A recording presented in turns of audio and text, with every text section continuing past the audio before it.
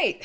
So I was recording the recap and my whole computer froze and I was almost done and it erased. So this is round two.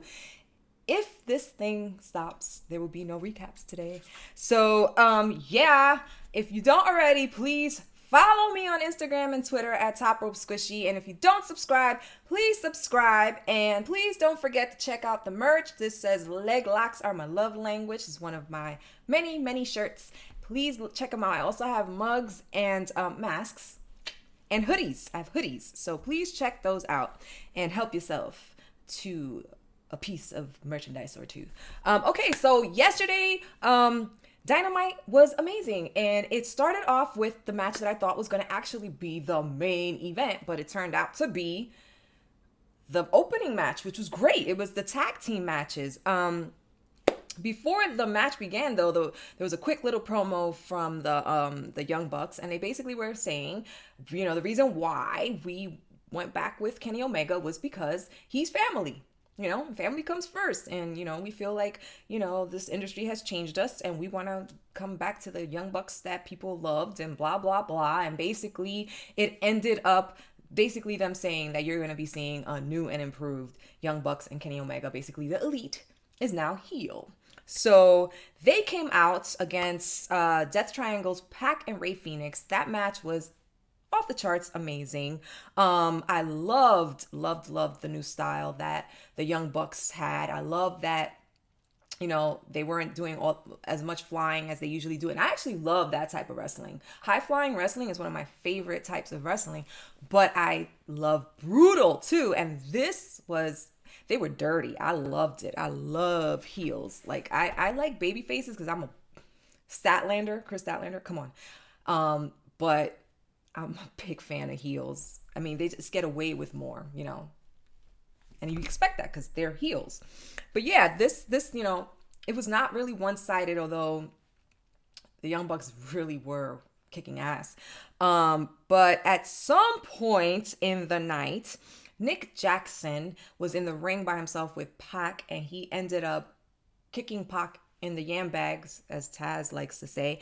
And then Fenix tagged himself in because Pac was hurt, and he jumped off the top rope into a super kick from Nick Jackson, and then he got his mask ripped off. So yeah, no respect for the masked luchadores. So he mask ripped off, so obviously hands on his face, so he couldn't protect himself. He couldn't get out of the pin. So the Young Bucks retained. Great match, though. I loved it. It was great. It was 30 minutes. They gave us a lot. It was great. Mike Tyson dropped a promo, or was dropping a promo. He ended up getting interrupted by MJF. As you know, if you saw it, he was the special enforcer for the InnerCircle versus Pinnacle match with Chris Jericho against Dax Harwood. So I guess MJF was trying... No, I'm not guessing. MJF was trying to buy Mike Tyson's favor by giving him a blank check. And Mike Tyson wasn't having it. So he grabbed the check, he ripped it up, he put it in his mouth, and he spit it back in MJF's face. So no special favors for you, buddy. Hangman Adam Page and the Dark Order also were in like a little short promo. He was being asked how he felt about the Young Bucks and Kenny Omega coming back together. And he changed the conversation. He started talking about John Silver's shoulder. Like, there's definitely still some animosity, something going on there with Hangman Adam Page. I don't think he's ever fully worked out his problems. He's just tried to drink them away. And I don't believe that he is done with the Elite just yet. In what capacity? I don't know. It could be against them or it could be with them. So... that's going to come to head at some point, probably around the time where he's getting ready to take the belt from Kenny Omega, because I see that happening. The InnerCircle dropped a promo, and they almost sounded like baby faces. It was just to let the people know that Mike Tyson is his friend, is Chris Jericho's friend, but he was going to be fair, and he was. So that was a cool promo, but starting to see a little side of the InnerCircle. I like them brutal and mean. But if they can stay brutal and mean and still be faces, I'm cool with that. Red Velvet met Jade Cargil in the ring finally. Let me tell you, it is clear that Jade is being built up to be a dominant presence in the women's roster at AEW. I see her holding the belt in the future, not the near future, but the future. Maybe in like 2 years. Definitely. Maybe at some point AEW will create a mid-card title for, the women's roster, and that's something that she can start off with. She could be the first champ. Who knows? I mean, I think that would be great. Red Velvet gave her all in the ring. Every time you see Red Velvet, she improves. Every time you see her, she improves. And she came out swinging, literally swinging at Jade Cargill's guts. And she gave it all she had. I mean, they did really well. I mean, this match went outside of the ring. People were getting hit, thrown into the barricades and stuff. Jade flipped Red Velvet onto Kylie King. I mean, it was just all over the place. I mean, Red Velvet even got a tope suicida out. So, but it was Jade who was victorious in the end. And we all knew that Jade was going to win. They're building her up. They're not going to give her a loss. But yeah, she got jaded and pinned. But it was a great match. Britt Baker dropped the promo. She keeps talking about it. And people, I know you're listening. She is going to get that belt from Shida at Double or Nothing. There's just no way that they've been building this woman up for almost 2 years for nothing. It just doesn't make any sense. If Britt Baker does not get the belt at Double or Nothing, nothing makes sense to me anymore, because, come on. But yeah, she was talking about she's going to be on Dark Elevation and she's going to get her rankings up. She has her eyes on golds. So I see that happening. So, and yes, Anthony Agogo had his debut. He went up against Cole Carter, who I believe only had like 7 months in the ring or something like that. This was Anthony Agogo's first match, and he had QT, Aaron Solo, and Nick Camarado at his side, which is part of their new faction called The Factory. Not sure how I feel about that. I like the logo, but I think it needs to grow on me because I'm not really happy with The Factory, just The Factory. But hey, let me know if you agree or disagree. But yeah, it was a really short match. Anthony Ogogo dominated the whole match, and he ended it with a TKO punch to the guy's gut. Some people were like, "Oh, how can you end it that way?" That's not, but he's a freaking boxer. Like, it makes sense. He punched him really hard in the gut. But I mean, you guys know, kayfabe, hello. But he went down. TKO. Anthony Ogogo gets his first win. Anyway, then the next thing that came up was the Pinnacle versus the InnerCircle. So it was Dax Harwood from the Pinnacle going up against the InnerCircle's leader, Chris Jericho. And Chris had Sammy on his side, and Dax had Cash Wheeler and Tully on his side. And Mike Tyson was on the outside of the ring trying to keep it clean. And he did. He kept things in check. He kept taking, things out of people's hands. He wasn't letting people do anything, but some things did get done. Like, I know Chris Jericho was hit with a microphone by Dax Harwood. So, Mike Tyson didn't see that or anything like that.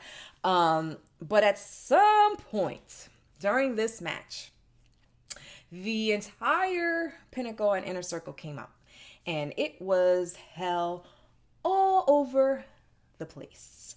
All hell broke loose, and we got a little taste again of the Pinnacle versus the InnerCircle. They're just giving us tastes, getting us ready for Blood and Guts on May 5th, and I'm looking forward to it. Cash Wheeler, by the way, he has big cojones. He took a forearm to the face from Mike Tyson. So, Cash Wheeler, yeah, you're a tough dude. But yeah, at the end of the day, it was Chris Jericho with a Judas elbow to Dax Harwood, and he got the pin and the win. Don Callis and the Elite and the Good Brothers dropped another promo regarding the Young Bucks change and joining Omega again and blah, blah, blah. But at the end of it all, after they basically just said, look, we're assholes, and this is what we're doing. They didn't say that, but I'm just saying, Don Callis kicked the cameraman. So he super kicked him, or he tried to, because that was whack. No, I'm joking.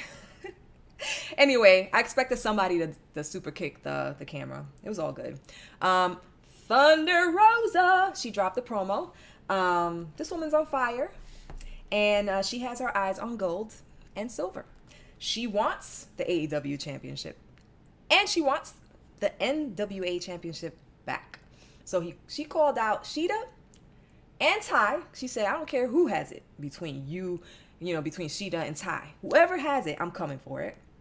And she called out Serena Deeb, because Serena Deeb has the NWA championship. So, mark my words. Thunder Rosa, AEW Women's Champion 2022. Mark my words. The alien Kris Statlander was back.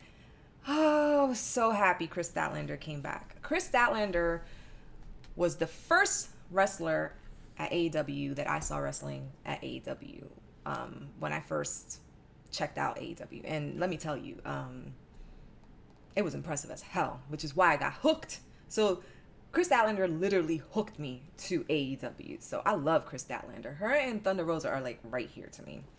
And she came back in great form. She didn't skip a freaking beat. The match was short. I mean, she had a torn ACL. That's scary, So I get it. They're starting her off slow.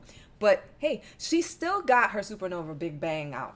She got the Big Bang Theory out. She got the Supernova out. And she beat Amber Rose. That's who she was going up against. And it was a pretty quick match. But, I like what they're doing. They're starting her off slow. They're letting her get her wins and build her roster back up. Because she was pretty high up. And it was nice seeing her. So I can't wait to see more of Kris Statlander. I love her with Best Friends. I don't know how you feel about it, but I love it. Like, she could have ended up in a better faction if she had to be in one. And I absolutely think that this is just only going to help her, because Best Friends are always involved in something. So Team Taz dropped the promo. There is problems in Taz's domain. Ricky Starks and Brian Cage are going to have a match before this year is over, before the summer's over. I truly believe it. I truly believe that it's going to be like, you know what? You guys got to get your aggression out, take it out in the ring, and it's going to be Ricky Starks versus Brian Cage. It's coming. Can you imagine if that happens on Double or Nothing? Anyway, Christian Cage got decimated by Will Hobbs because he turned down Taz's offer to join Team Taz. So apparently, if Taz invites you to join Team Taz and you decline, you're getting your ass handed to you. And that is what happened yesterday. Christian Cage got his ass handed to him by Will Hobbs for declining very firmly the offer of joining Team Taz. And that's why next week we're getting an official match of Will Hobbs versus Christian Cage. So, woo, can't wait to see that. I haven't seen Hobbs in the ring in a very long time, and I'm really, really looking forward to him not having squash matches. I want to see him do some real, long match with someone that can, meet him halfway instead of him just coming in the ring and killing everybody. We all know he's powerful. I mean, his tag is Powerhouse Will Hobbs. So, goes without saying that he's a strong guy. And we need him to be up against strong guys so that he can really show his potential. Squash matches are great when you're building somebody up. But we all want to see Will Hobbs in a 15-20 minute match. All right, so let's get that. Let's hope that this Christian Cage versus Will Hobbs match is one of those matches. Looking forward to it. And of course, the main event, TNT Championship match, Falls Count Anywhere, anything goes. Darby Allin, the champion, versus Matt Hardy, the challenger. So this feud actually started on the non-televised AEW show that happened last Friday, where Darby Allin defended his title against Butcher from Butcher and the Blade, which now belonged to the Hardy family office, the HFO. And so Darby beat Butcher and retained his belt, and there was some stuff that happened between them, and between him and Matt Hardy, and this is where this match came from. And so this match actually started off a little to me because I like brutal, but by the 10th chair shot I was like, okay, that's enough. No more chair shots. We all know that Darby takes beating and bruising like nobody's business, but I was just like, okay, let's wrestle. But eventually they got there, and it got better. And of course I was expecting things like this because it was an anything goes match. I know about Matt Hardy and I know about Darby, so I knew it was going to be brutal. And Darby's back, I'm going to say about 5 minutes into the match, was already decimated. It was already destroyed. But then what happened was that the Hardy family office showed up at some point, I guess to help Matt Hardy beat on Darby.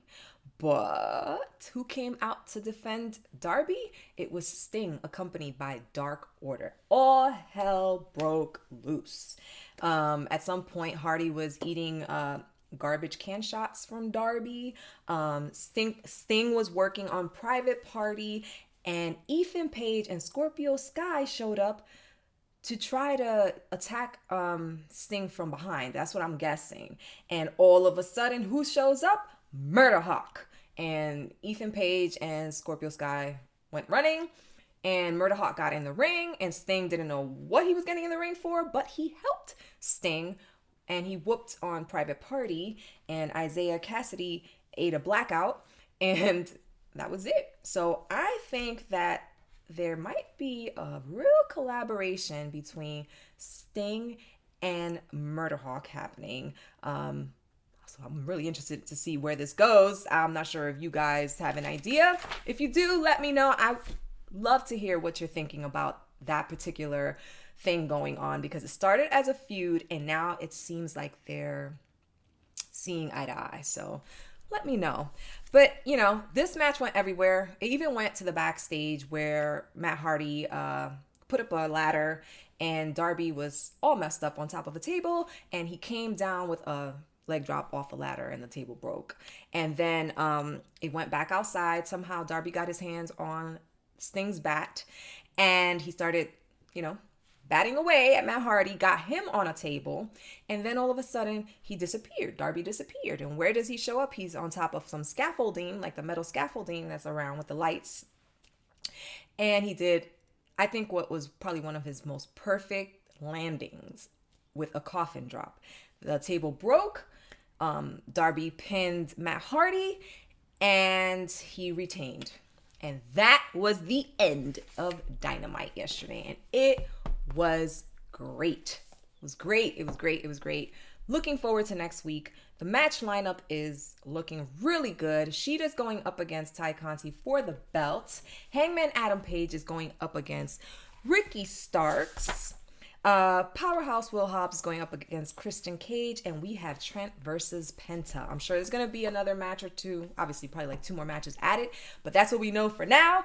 Anyway, I hope you enjoyed my recap, and if you don't already, please follow me on Twitter and Instagram at Top Rope Squishy, and if you don't subscribe, please do so. I drop new stuff every week. There's something new coming next week, Tuesday. Looking forward to bringing that to you guys. So thank you again for joining me. It was a lot of fun. Until next time, Top Rope Squishies out.